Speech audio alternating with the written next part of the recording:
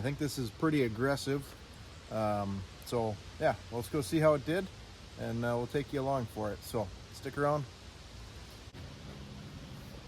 All right, nice quick little benefit of splitting ash is the bark falls off pretty routinely. I don't have my marking stick today, but I found this in the Woodyard. It's about 16 inches. Matched it up with a few of the rounds that I already have cut, and it lines up pretty good. So this is what we're using for a marking stick. What I'm going to do today, though, when I go to cut this out, is this is probably the ugliest of the stuff that I have left. I've got a pile. Oh, let me take you around here a little bit quick. So these 3 or 4 logs here are probably the ugliest ones I have left. What I'm hoping to do is get probably 2 pieces out of here, junk the next 2 or 3 feet, start at the crotch there, or at the triple barrel, get a piece here, here, and maybe one on the end. Then on the back side, we're gonna get one here, skip, go 1, 2, 3, maybe 4, 5, maybe there's a 6th one in here, I don't know. But basically, this triple barrel plus all this other garbage, that's not gonna go through the box wedge nice. We're just gonna get rid of it. I'm not even gonna bother. Down here, this one's kind of skinny. We might find some good in here, but again, probably not worth it. Just gonna throw it in the trailer. This is a triple barrel, so I think there's a 16 here, maybe here, but we've got a pretty good sized double barrel off the back side. So there's a 16 through here and a 16 over here maybe, or there's just one good piece in the middle. So that was one thing I've kind of paid attention to with the box wedge now, is it just doesn't pay to run garbage rounds through it. It'll do it. It doesn't necessarily like it, but the output isn't what you're expecting. The box wedge is going to shred more stuff, create more trash, the uglier the rounds are that you put through it. So with that said, this is the next set of logs that we're going to put through this. They're pretty darn straight, as you guys can see, with the exception of that top one. It's got a little movement to it, but that might actually hit the dump trailer. We've got room. But yeah, there's a little bit of oak in there, but a lot of ash. And yeah, they're all pretty darn good sized here. You know, that's probably 10 or 12. That's oak. That's probably a 7-inch ash.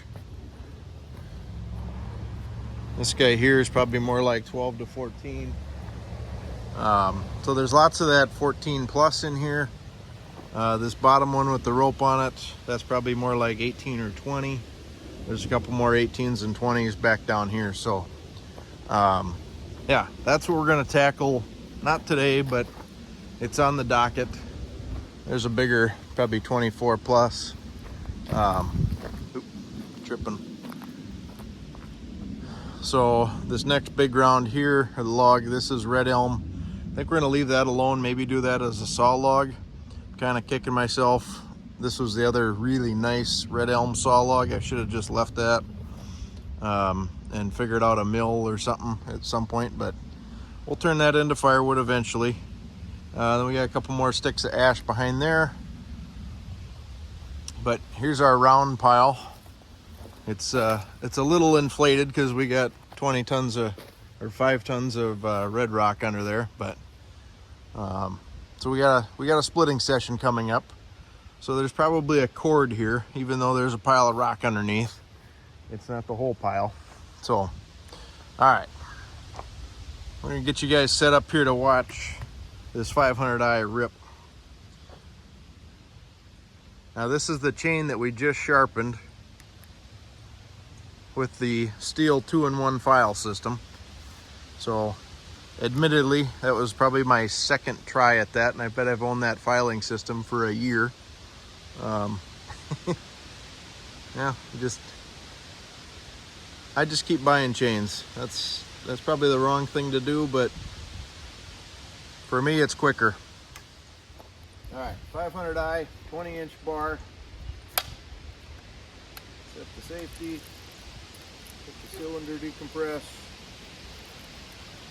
Line this thing up good.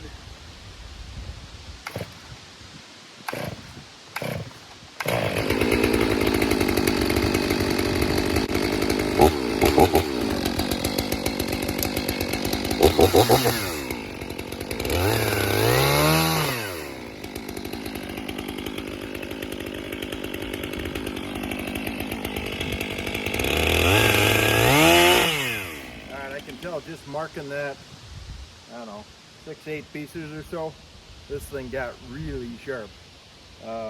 Like almost better than factory, or as good or better than factory, with touching that up with a 2-in-1. So we're gonna get cutting here.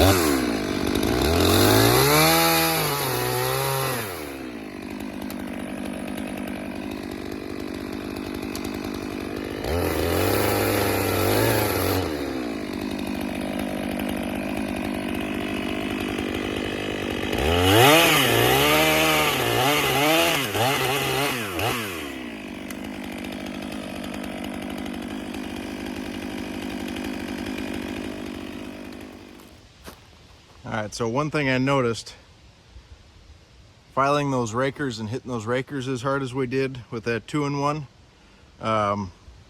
this chain got jumpy sharp. Very sharp. Very aggressive. It's olive yellow, if not a little bit on the red side. But it cuts really well. Just got to be careful.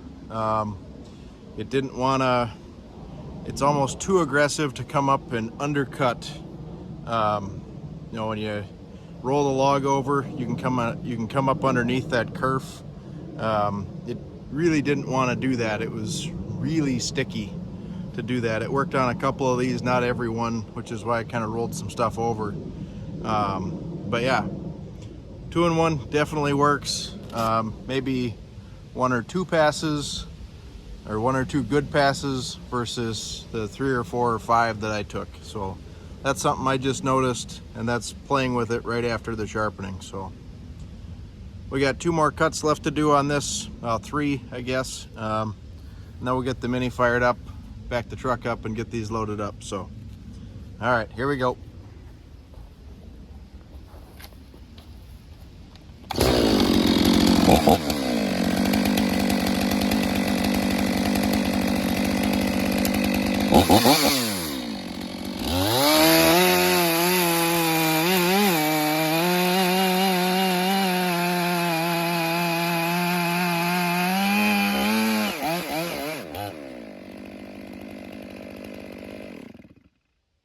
Real quick, this is what I like about running this 500i with a 20-inch bar. This round is probably 19, 18, 20, something like that. So I can bury it straight down, and I watched it miss the ground here. I can kind of spin you again. There's the bar sticking out. We're still 2 or 3 inches above the ground there. So I'll be able to finish that vertical cut and then come straight down parallel with the ground and cut the backside, and that round should just fall away, or more than likely it'll pinch the bar. But yeah, either way, we're gonna move on to the second one, and then there's the third cut. So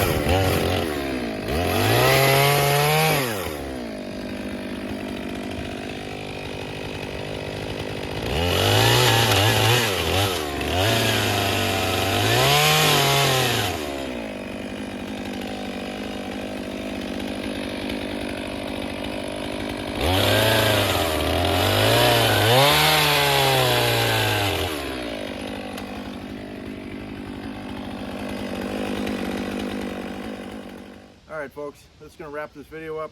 This was running the 500i after we used the Stihl 2-in-1 sharpener. I think we did a pretty good job. I think this thing is sticky sharp, almost to the point of too sharp. I think we maybe took a little too much off the rakers, and that could be my method on number of passes or how I was using that 2-in-1. But this thing got sticky sharp, this 20-inch 3/8 050 chain. So you guys, hopefully you saw that kind of carried through the video here, but very sharp, very aggressive, definitely holds up to its yellow chain from Stihl. Borderline pink or red, I think. We maybe made this thing a little too sharp, a little too grabby, but it should, as we get it in a little bit more wood, it should dull up a little bit and make it a little easier cutting. The next time I sharpen with the 2-in-1, I think maybe we'll just take a pass or two. I think that might be part of it. I took 3 or 4 or 5 passes on each tooth. That might have gotten it too aggressive. I don't know. Let me know in the comments down below what you guys use, how you do it. If you got any tips or tricks on what I'm doing wrong. I appreciate your time. Have a great day around the yard, and have a happy 4th.